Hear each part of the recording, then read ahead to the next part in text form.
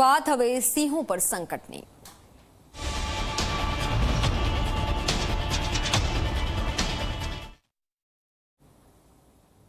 ગીરમાં સાવજના મોત બાદ તંત્રનો હાઈ એલર્ટ મોડ। ગિરનાર અભયારણ્યમાં સિંહોની સુરક્ષા અંગે કામગીરી હાથ ધરાઈ છે।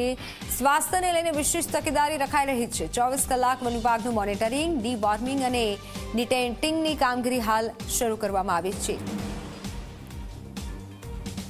ડી-ટ્રેકિંગની કામગીરી શરૂ કરાઈ છે। સિંહોના સ્વાસ્થ્યને લઈને વિશેષ તકેદારી રાખવામાં આવી રહી છે। સિંહના મોત બાદ તંત્ર એલર્ટ થયું છે।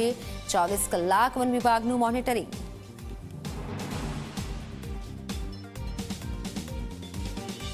ગિરનાર વન્ય પ્રાણી અભયારણ્યમાં સિંહ તથા સિંહ બાળનું સતત મોનિટરિંગ કરવામાં આવી રહ્યું છે।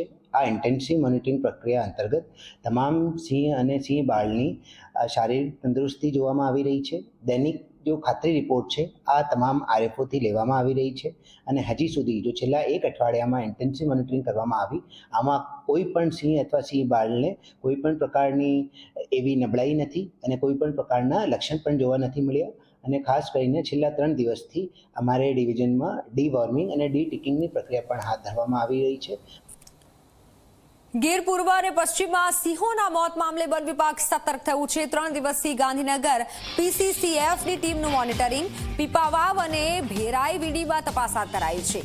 પીસીસીએફ ફિલ્ડમાં પ્રથમ વખત જાતે તપાસ કરવા માટે પહોંચ્યા છે। મોડી રાત્રે અને વહેલી સવારે પીસીસીએફની જાત ચકાસણી ખુદ જાતે પહોંચ્યા છે। આ ટીમ પહોંચી છે અને તપાસ હાથ ધરાઈ છે અને તંત્ર એલર્ટ બન્યું છે। દિલ્હીથી નજર રાખવામાં આવી રહી છે। વનતારાની એક ટીમ પણ પહોંચી છે અમરેલી ખાતે। પીપાવાવ અને ભેરાઈવીડીમાં તપાસ હાથ ધરાઈ છે।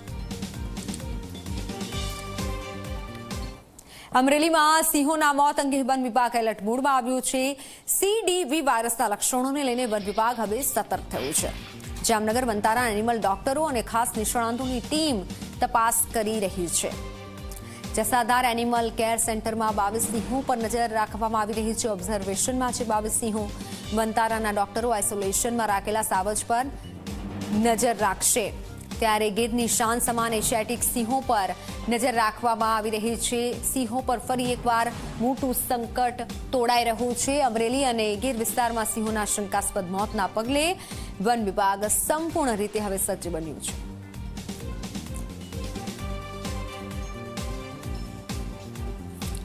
તો હવે વાત કરવી છે કે સીડીવી આ વાયરસ શું છે અને આ વાયરસ કેટલો ઘાતક છે, તેના લક્ષણો શું છે તેની વાત કરવી છે કે આ વાયરસ કેટલો ઘાતક છે। તો સીડીવી નું આખું નામ છે કેનાઇન ડિસ્ટેમ્પર વાયરસ। આ વાયરસ છે તે ખૂબ ઘાતક છે।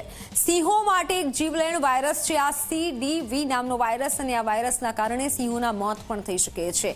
સિંહોમાં રોગ પ્રતિકારક શક્તિનો નાશ કરે છે આ વાયરસ અને જેથી સિંહો પર આફત આવી પડી શકે છે। સિંહના શ્વસન તંત્ર, પાચન તંત્ર, ચેતાતંત્ર પર આ વાયરસ સીધી અસર કરે છે અને નુકસાન પહોંચાડે છે।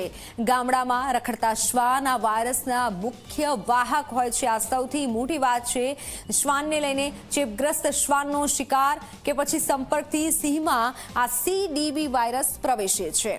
શ્વાન મારફતે સિંહોમાં આ વાયરસ ફેલાય છે। શ્વાન મારફતે સિંહોમાં આ વાયરસનો ફેલાવો થાય છે અને ખૂબ ઘાતક આ વાયરસને માનવામાં આવે છે। ચેપગ્રસ્ત સિંહના ખાંસવાથી, મળમૂત્રથી બીજા સિંહમાં આ સીડીવી વાયરસ ફેલાય છે।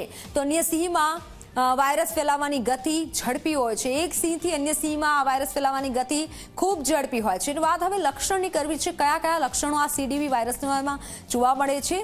સિંહને તાવ આવવો, નબળાઈ લાગવી, ત્યારે આ સીડીવી વાયરસ હોઈ શકે છે।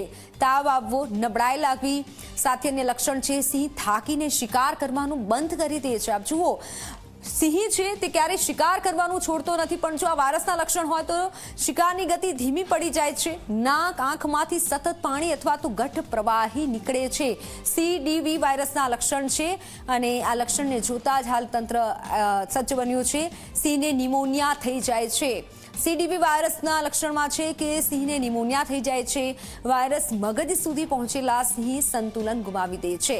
આ વાયરસ સીધું મગજ પર એટેક કરે છે અને તેથી સિંહ સંતુલન ગુમાવી દે છે। સિંહના શરીરમાં ધ્રુજારી કે પછી આંચકી આવવાના પણ લક્ષણો જોવા મળે છે। આંચકી પણ આવવા લાગે છે આ સીડીવી વાયરસના અસરના કારણે।